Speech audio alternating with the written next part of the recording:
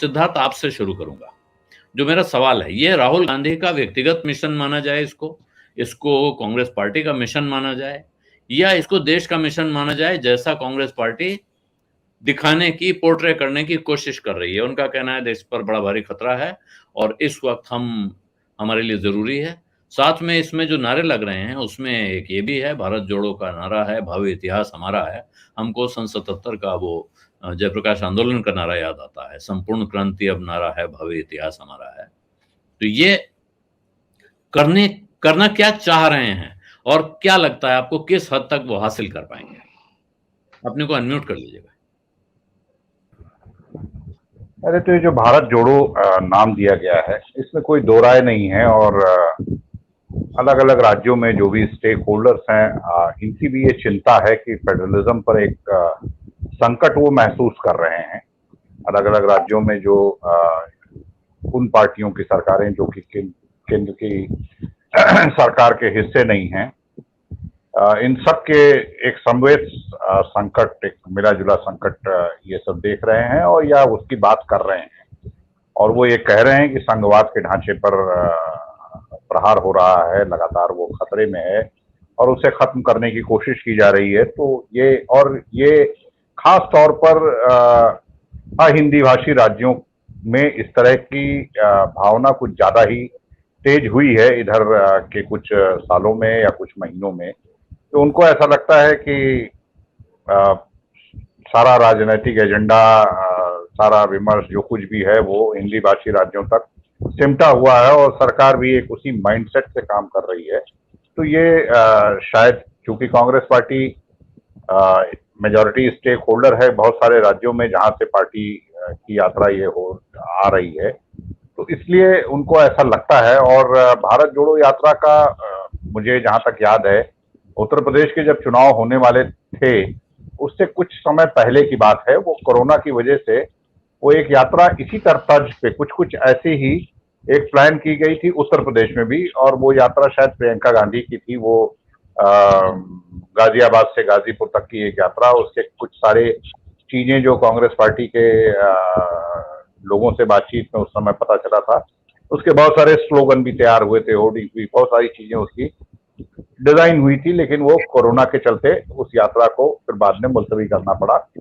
तो यात्रा होगी और यात्रा लाभदायक होगी। जैसा अभी आपने कहा कि देश में कई बार बहुत सारे लोगों ने अलग अलग समय पर यात्राएं निकाली हैं। अब तक जो देखा गया है, यात्रा से किसी को कितना ज्यादा फायदा हुआ है ये तो एक सब्जेक्टिव बात है, किसी को ज्यादा किसी को कम। लेकिन यात्रा से किसी पार्टी को नुकसान हो गया ऐसा अभी तक उदाहरण मैंने देखा नहीं है। अब वो गेन 10% का होता है या 5% का होता है या क्या होता है, लेकिन यात्रा से किसी को नुकसान हो गया है ऐसा देखा नहीं गया है। और खास तौर पर ये यात्रा जो है, यात्रा चूंकि ये तो कश्मीर से कन्याकुमारी की है, एक इसी के तुरंत बाद या शायद एक यात्रा और भी शुरू करने की बात चल रही है, जो कि पूरब से पश्चिम की यात्रा का भी एक प्लानिंग उनकी है। वो भी संभवतः 3775 किलोमीटर की कुछ यात्रा किसी कांग्रेस पार्टी के लोगों ने बताया कि एक ऐसी यात्रा भी प्लान की गई है कि वो यात्रा पूरब से पश्चिम की यात्रा होगी। तो यात्रा से निसंदेह उन्हें ऐसा लगता है कि एक तो जो लगातार 2 हार से या कई राज्यों में कई बार की हार से जो अपना जो कैडर है, जो समर्थक वर्ग है, जो कार्यकर्ता है, वो एक तो एनर्जाइज होगा। दूसरा ये होगा कि ग्राउंड कनेक्ट बढ़ेगा। यात्रा की जिस तरीके से प्लानिंग है, ये सच है कि सारी यात्रा जमीन पर चलते हुए नहीं होगी। कुछ दूरी उसमें जहां पर आबादी नहीं होगी वो दूरी कंटेनरों में बैठकर भी तय की जाएगी। लेकिन जहां पर भी आबादी होगी, गांव शहर होंगे, उन जगहों पर यात्रा पैदल चली कर पूरी की जाएगी। तो मुझे ऐसा लगता है कि जिन राज्यों से यात्रा होकर आ रही है उन राज्यों में एक कि भारतीय जनता पार्टी के पास पहले से चुनौतियां ज्यादा हैं और पहले से उसके सामने कुछ संकट भी हैं। वो चाहे कर्नाटक से खबरें जो आ रही हैं कि कर्नाटक में बहुत सहज स्थिति में नहीं है, तमिलनाडु में, केरल में और कई ऐसे राज्य हैं जिन राज्यों में भारतीय जनता पार्टी के सामने पहले से कुछ चुनौतियां बढ़ी हैं। और उनमें से कुछ राज्य ऐसे हैं जिन राज्यों में कांग्रेस पार्टी के लिए थोड़ी सी स्थिति पहले के मुकाबले वो सहज बनी है। तो अगर ऐसे में कार्यकर्ता भी एनर्जाइज होता है, ग्राउंड से कनेक्ट बढ़ता है, तो ये यात्रा निश्चित तौर पर जो भी है वो कांग्रेस पार्टी को कुछ ना कुछ देकर जाने की स्थिति में है। कांग्रेस पार्टी से कुछ ले जाने की स्थिति में नहीं है। वैसे भी ले जाने की स्थिति से कांग्रेस पार्टी मुझे लगता है कि उबर चुकी है या वहां पहुंच चुकी है जहां से अब ले जाने के लिए कुछ शायद मुश्किल से कुछ बचा है। तो इसलिए ये कि इस यात्रा का कोई लाभ नहीं होगा, ये कहना मुझे फिजूल की बात लगती है। इस यात्रा से कुछ ना कुछ लाभ होगा।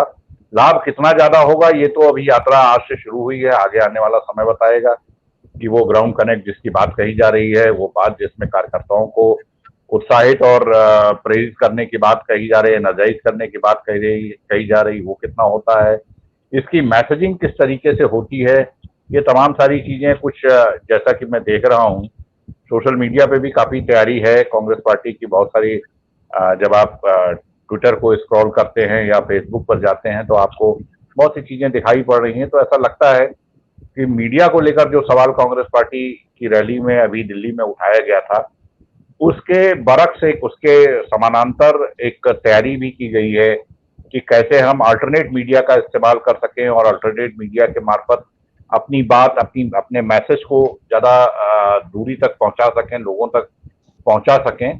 तो कुल मिला के मुझे लगता है कि जो हताशा की स्थिति कांग्रेस पार्टी में है उससे उबरने का काम करेगी। कुछ जगहों पर, जिन जगहों पर भारतीय जनता पार्टी पहले से चुनौतियां फेस कर रही है, उनकी चुनौतियों में और इजाफा करेगी और अल्टीमेट जो एंड रिजल्ट हो सकता है वो एंड रिजल्ट कुछ ना कुछ अब लाभ की का प्रतिशत कितना होगा इस पर डिबेट हो सकती है। कि आप कह सकते हैं कि भाई यात्रा निकली थी, यात्रा निकलने के बाद कांग्रेस के 2 से 3 सीटें ही, 2 सीटें थी, अब 3 हो गई या 4 हो गई। लेकिन एक स्थिति अभी तक तो ऐसा नहीं हुआ है। अब इस बार अगर कोई ऐसा चमत्कार हो जाए, यात्रा भी निकालें और उसका उल्टा नुकसान भी हो जाए, मैं नहीं कह सकता हूं, लेकिन ऐसा हुआ नहीं है तो मैं मानने को मेरे पास कोई कारण नहीं है कि इस यात्रा से कांग्रेस पार्टी को नहीं फायदा होगा। और राहुल गांधी की जो आपने कहा कि रिलेक्टेंट लीडरशिप उनकी, देखिए हमने एक हमारे दिमाग में एक फ्रेम है, एक नेता को ऐसा होना चाहिए। अब अगर हमारे उस फ्रेम में हम राहुल गांधी को नहीं फिट कर सकते हैं तो हमें लगता है कि साहब वो रिलेक्टेंट हैं या वो सीरियस नहीं है, या मुझे नहीं लगता है कि इस देश में तमाम सारे, अब एक विपक्ष के तौर पर ही, जब विपक्षी नेता के तौर पर ही एक नेता की तमाम सारी चीजों की पहचान और वो होती है। मुझे पिछले काफी समय से ऐसा नहीं लगा कि किसी भी देश के महत्वपूर्ण इश्यूज पे राहुल गांधी ने साफ सपाट अपने विचार ना रखे हों, अपनी बात ना कही हो, या वो उन्होंने किसी जैसे हमारे आपके बीच में ही शायद बहस कल भी हो रही थी कि बड़े से महत्वपूर्ण मुद्दों पर कभी राहुल गांधी ने उसे डक किया हो या एस्केप किया हो, ऐसा भी नहीं हमने देखा है। तो अब ये देखने का तरीका हो सकता है कि हम जिस फ्रेमवर्क में एक नेता को पहचानने के आदी रहे हैं, किसी की राजनीति हो सकता है कि एक उस फ्रेमवर्क से अलग तरीके की भी राजनीति हो सकती है और उस राजनीति को भी पसंद करने वाले लोग, उस राजनीति को उस तरह के राजनीतिज्ञ को लोग स्वीकार करने वाले लोग भी हो सकते हैं, हमारे आपके बीच में हो सकते हैं। बहुत सारे लोगों को वो चीजें अच्छी भी लग सकती हैं, तो ये एक अलग बात है। लेकिन राहुल गांधी की एक अपनी तरीके की राजनीति है। अगर वो नहीं चाहते हैं कि वो कांग्रेस पार्टी के अध्यक्ष की जिम्मेदारी संभालें, वो ग्राउंड पर काम करना, वो कांग्रेस पार्टी के लिए जमीन तैयार करने का, कांग्रेस पार्टी को मजबूत करने का काम करना चाहते हैं, तो ये उनकी अगर ये उनकी इच्छा है तो उनकी इच्छा का सम्मान किया जाना चाहिए। राहुल गांधी अगर कांग्रेस पार्टी के लिए सब कुछ करने को तैयार हैं। सिद्धार्थ जो बात कह रहे हैं वो बात ठीक है, मैं इससे बिल्कुल मतलब पूरी तरह सहमत हूँ इस बात से कि उनकी जो इच्छा है उसका सम्मान होना चाहिए, और हो सकता है कि वो एक दूसरी तरह की राजनीति कर रहे हैं। मैं जो रिलेक्टेंट पॉलिटिशियन कह रहा हूँ वो आज के संदर्भों में कह रहा हूँ। आज की तारीख में जब इस बात की होड़ मची हो, हालांकि अभी आप देखें तो अब रिलेक्टेंस की भी कुछ कद्र होने लगी, ऐसा लग रहा है। नीतीश कुमार आए, दिल्ली घूम के गए और हर जगह जहां पूछा गया उन्होंने कहा नहीं भाई मैं कैंडिडेट नहीं हूं, ना होना चाहता हूं। तो अब ये दोबारा एक वो दौर आ रहा है। ये दौर हमने देखा है, हमारे बचपन में जो राजनीति होती थी, कोई ये कहता नहीं था कि मैं मुख्यमंत्री पद का दावेदार हूँ, मैं प्रधानमंत्री पद का दावेदार हूँ, बल्कि अंत में ये होता था कि पार्टी ने मुझे दायित्व दे दिया है, इसलिए अब आप सब लोगों के अनुरोध को मैं ठुकरा नहीं सकता। ये भाषा होती थी, हम सब जानते थे कि सब बनना चाहते हैं, लेकिन कहा यूँ जाता था कि समाज में ये मैसेज न जाए कि भई ये कुर्सी के लालची हैं। अब वक़्त बदल गया है, खड़े होकर सामने से कहते हैं कि हम हैं दावेदार। इस वजह से और राहुल गांधी ने क्योंकि बार-बार कहा कि मैं पार्टी की लीडरशिप नहीं करना चाहता, मैं प्रधानमंत्री पद का दावेदार नहीं हूँ, मैं इन लोगों को लाना चाहता हूँ। जहाँ तक सवाल उठाने का प्रश्न है सिद्धार्थ, यहाँ मैं साफ करूँ, ये सवाल देखिए हम और आप भी उठाते हैं। हम और आप तो पॉलिटिक्स में नहीं हैं, हम लोग बहुत सवाल उठाते हैं। तो राहुल गांधी एक एनालिस्ट के तौर पे, विश्लेषक के तौर पे, टिप्पणीकार के तौर पे बहुत अच्छी भूमिका निभा रहे हैं। उन्होंने बहुत सारे इंटरव्यू भी किए पिछले कोरोना काल में, आपने देखा तमाम विद्वानों को दुनिया भर से ढूँढ-ढूँढ के उन्होंने इंटरव्यू किए। तब भी मैंने सवाल पूछा था, भाई सबका आप माफ़ी कर लेंगे तो हम लोग क्या करेंगे? आपको पॉलिटिशियन को जो काम करना चाहिए वो उनको करना चाहिए। सत्य हिंदी का ऐप डाउनलोड करें गूगल प्ले स्टोर पर।